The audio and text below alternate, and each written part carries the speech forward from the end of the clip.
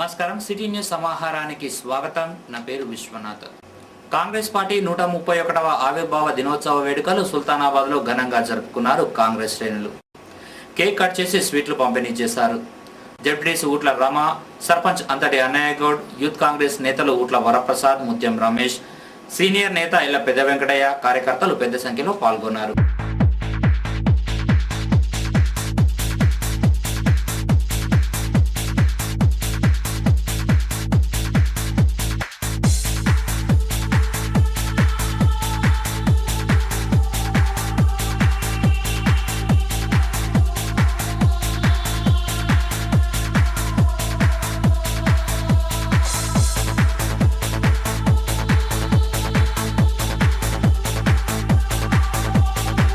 సామాజిక రుగ్మతలతోని దేశం అట్టుడికేటువంటి పరిస్థితులు ఉన్నప్పుడు, ఈ దేశం లోపల ఈ సమస్యలు జటిలమైనటువంటి మన జనాభా కూడా ఉన్నప్పుడు మరి కాంగ్రెస్ పార్టీ దీనికి నేతృత్వం వహించి ఈరోజు ఎంతో శ్రమించి ఈ దేశాన్ని నిర్మాణం చేయడం జరిగింది.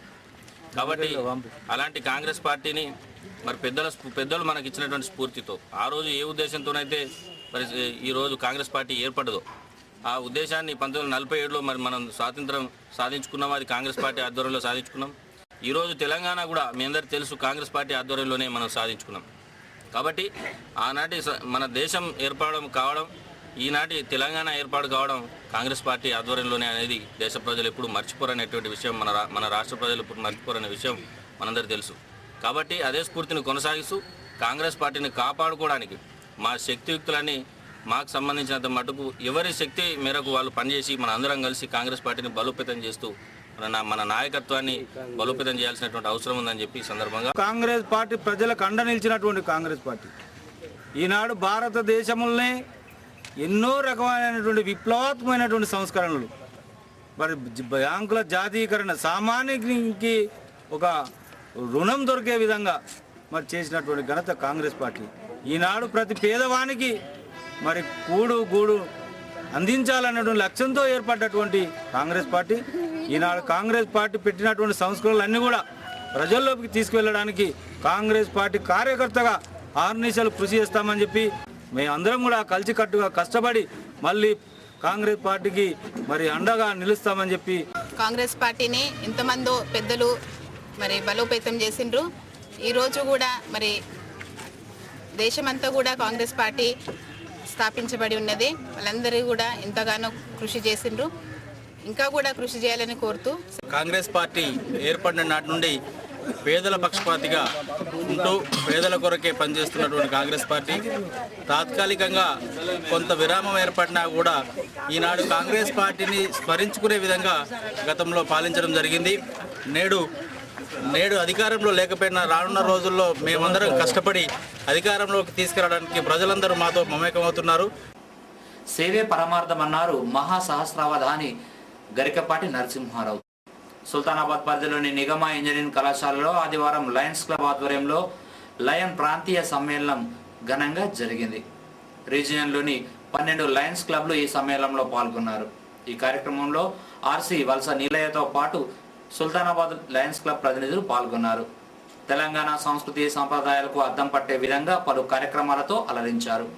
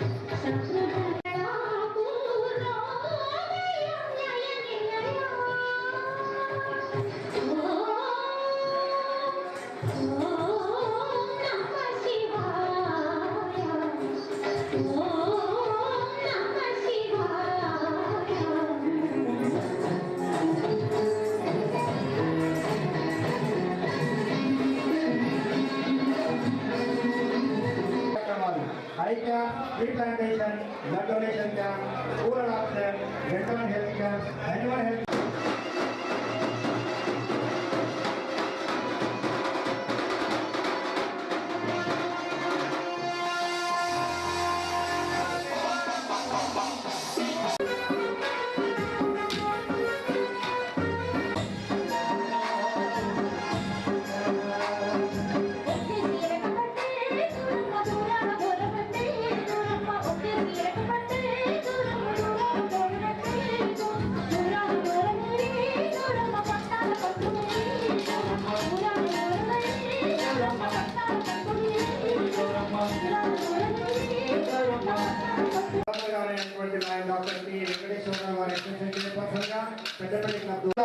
మరి ఒక్కసారి 6 మాసాల తర్వాత తెలంగాణ సాంస్కృతిక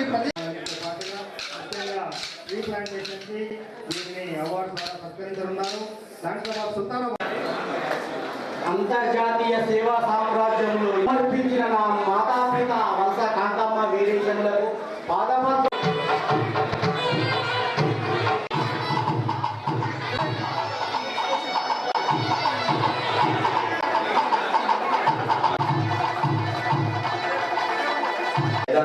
పురుషో భుక్తి జాయతే తాదృశీ ప్రజా.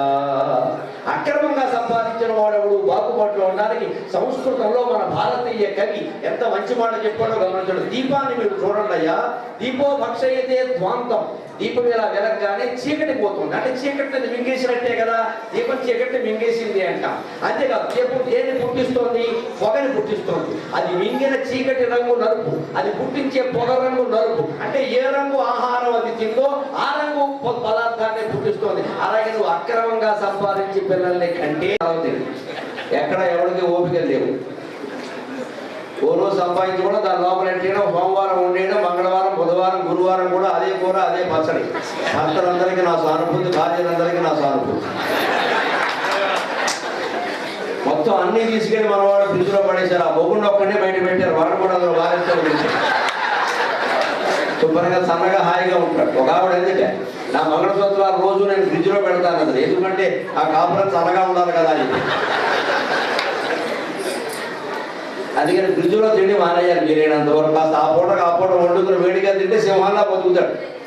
ఫ్రిడ్జ్లో తిండి తినేది పులి.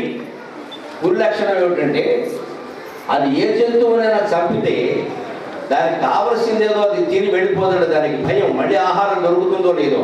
అందుకని ఆ చంపేసిన జంతువు చుట్టూ 2-3 ప్రదక్షిణాలు చేస్తుంది ఏదో భక్తిగా.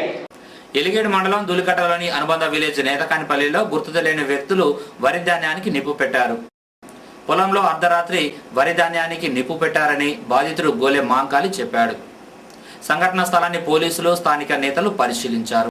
₹1,00,000 వరకు ఆస్తి నష్టం వాటిల్లిందంటున్నాడు మాంకాలి. కేసు నమోదు చేసే దర్యాప్తు చేస్తున్నట్లు ఎస్ఐ భాస్కర్ రావు చెప్పారు.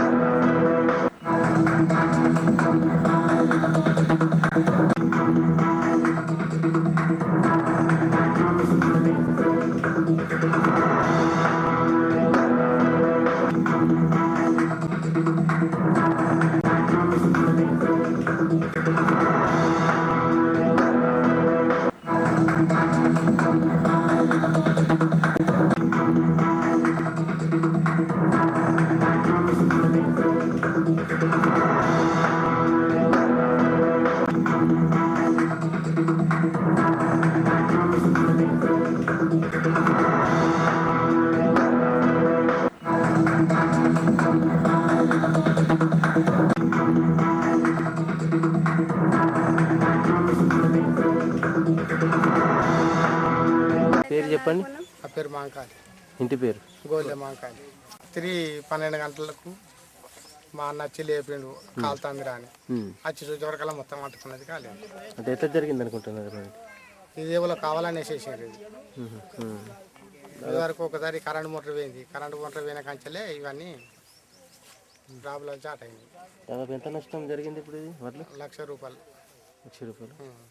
తెలంగాణ ముదిరాజ్ మహాసభ జిల్లా కార్యదర్శిగా పూసాలకు చెందిన సిద్ధ కనకయ్యను నియమించినట్లు జిల్లా అధ్యక్షుడు పిటల రవీందర్ పేర్కొన్నారు.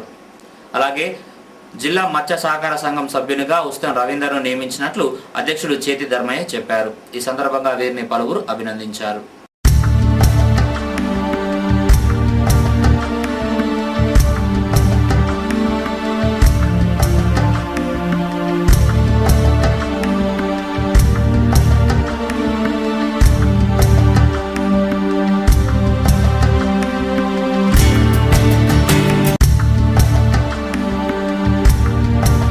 జిల్లాలో ముదిరాజ్ ఐక్యత కొరకు ముదిరాజుల సామరస్యంగా, ఆర్థికంగా, రాజకీయంగా, విద్యాపరంగా, ఉద్యోగపరంగా ఏదైతే మేము నష్టపోతున్నామో దానికి అనుగుణంగానే మేము పోరాటం చేయడం కొరకు నూతన కార్యవర్గాన్ని ఏర్పాటు చేయడం జరిగినది.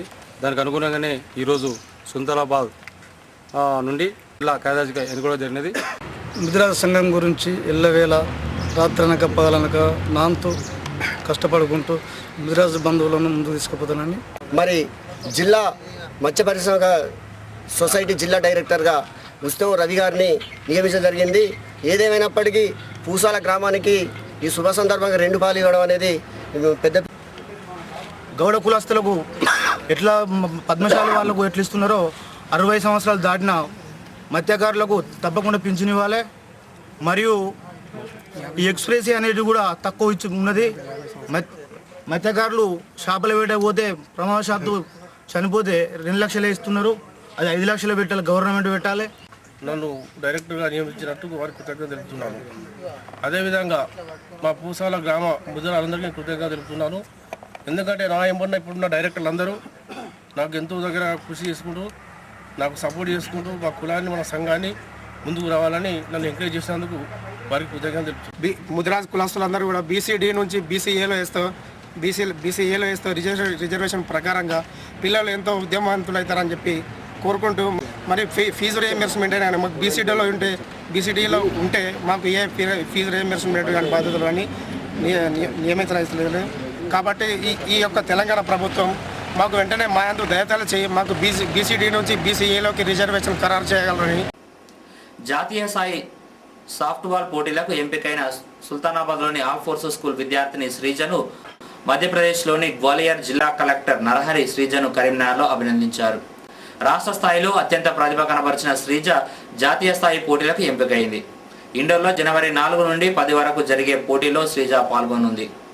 ఆల్ ఫోర్స్ అధినేత నరేందర్ రెడ్డి, అధ్యాపక బృందం పలువురు శ్రీజను అభినందించారు. స్టేట్ లెవెల్ కాంపిటీషన్ సాఫ్ట్బాల్ చౌటుప్పలోని నల్గొండ జిల్లాలో జరిగినటువంటి ఈ గేమ్స్కి ఈ అమ్మాయి నేషనల్ జాతీయ స్థాయికి ఎంపిక కావడం జరిగింది. విద్యార్థులకు అవకాశాలు కల్పిస్తే అద్భుతాలు సృష్టిస్తారనడంలో సందేహం లేదు. మరి ఆల్ ఫోర్స్ విద్యా సంస్థల అధినేత నరేందర్ రెడ్డి గారి సహకారంతో ఈ సుల్తానాబాద్లో విద్యతో పాటు క్రీడల్లో అన్ని రంగాల్లో వాళ్ళకు అవకాశాలు కల్పిస్తున్నాం. అందులో భాగంగానే మరి ఈ మధ్యనే జరిగిన రాష్ట్ర స్థాయి పోటీల్లో పాల్గొని శ్రీజ సాఫ్ట్బాల్ జాతీయ స్థాయి పోటీలకు ఎంపికడం జరిగింది. అంటే అవకాశాలు కల్పిస్తున్నాం మన నరేందర్ రెడ్డి సార్ గారికి ప్రత్యేకంగా అభినందనలు తెలియజేస్తున్నాం. శ్రీజను ప్రత్యేకంగా ఈ సందర్భంగా అభినందిస్తున్నాం. మరి సంపత్ పీఈటీ సాఫ్ట్బాల్లో విద్యార్థులకు మెలకువలు నేర్పి జాతీయ స్థాయి పోటీల్లో పాల్గొనే విధంగా తీర్చిదిద్దడం అది ఈ ప్రాంతానికే గర్వకారణం. ఎందుకంటే జిల్లాలో సుల్తానాబాద్లో ప్రత్యేకంగా సాఫ్ట్బాల్ క్రీడను ప్రోత్సహించడం అనేది ప్రత్యేకంగా అది ఉంది. ఈ నెల 29న గీత కార్మికుల సమస్యలపై కరీంనగర్ కలెక్టరేట్ ముందు జరిగే ధర్నాను విజయవంతం చేయాలని పిలుపునిచ్చారు సర్వాయి పాపన్న, గీత కార్మిక సంఘం రాష్ట్ర అధ్యక్షుడు వీరగోని పెంటయ్య గౌడ్. ఇవాళ గత 3 సంవత్సరాల నుండి 160 మంది తాటి ఈత చెట్లపై నుండి పడి చనిపోయినారు. 1245 మంది ఆ విధంగా పడిపోయి కాళ్ళు చేతులు విరుగొట్టుకోవడం జరిగింది. అటువంటి వాళ్ళకి ఇచ్చేటువంటి ప్రభుత్వ ఎక్స్గ్రేషియా చాలా స్వల్పంగా ఇస్తూ ఉన్నారు. సరే, అదైనప్పటికీ కూడా మరి దాదాపుగా 7 కోట్ల రూపాయలు 3 సంవత్సరాల నుంచి పెండింగ్లో ఉంటే ఈ టీఆర్ఎస్ ప్రభుత్వం వచ్చిన తర్వాత కేవలం 7 కోట్లకు గాను 8 లక్షల రూపాయలు మాత్రమే మంజూరు చేసి చేతులు దులుపుకున్నటువంటి విధానం చూస్తూ ఉంటే గీతా కార్మికుల పట్ల ప్రభుత్వం యొక్క చిత్తశుద్ధి ఏమిటో అర్థమవుతూ ఉన్నది. హరితహారంలో దాంట్లో నుండి 50% నిధులను తాటి ఈత వనాలకు పెంచడానికి కనుక వెచ్చించినట్లయితే చాలా కాలం ఈ తాటి ఈత వనాలు దక్కించుకునేటువంటి బాధ్యత జిమ్మేదారు మాదై ఉంటుంది. అవి కేవలం పర్యావరణాన్ని రక్షించడం మాత్రమే కాకుండా గీతా వృత్తిదారుల యొక్క జీవితానికి భద్రత చేకూర్చే విధంగా ఉంటుంది. వాతావరణం హరితహారంతో పెట్టినట్లయితే నిద్ర నుంచి పెట్టినట్లయితే పర్యావరణం కాపాడబడుతుంది. ఆ చెరువు బండ్ కూడా చాలా గట్టిగా ఉంటుంది. మా గీతా వృత్తిదారులకు కూడా మరి ఉపాధి దొరికేటువంటి పరిస్థితి ఉంటుంది. కనుక ఈ అన్ని డిమాండ్ల మీద మేము 29 రేపు డిసెంబర్ 29 నాడు సోమవారం ఉదయం 11 గంటలకు కరీంనగర్ జిల్లా కలెక్టరేట్ ముందు చాలా పెద్ద ఎత్తున ధర్నా చేసి ప్రదర్శన నిర్వహిస్తూ ఉన్నాం. ఈ Sultanabad assembly Peddapalli assembly constituency ఏరియాలో ఉండేటువంటి గౌడ సోదరులంతా కూడా ఈ పిలుపుకు స్పందించి పెద్ద ఎత్తున ధర్నాలో పాల్గొని ధర్నాను విజయవంతం చేసి ప్రభుత్వాన్ని మన సమస్యల పట్ల ఆలోచించే విధంగా కనువిప్పు కలిగి వెంటనే సమస్యలు పరిష్కరించే విధంగా ఇవి బులెటిన్ విశేషాలు. మరో బులెటిన్లో మళ్ళీ కలుసుకుందాం. నమస్కారం.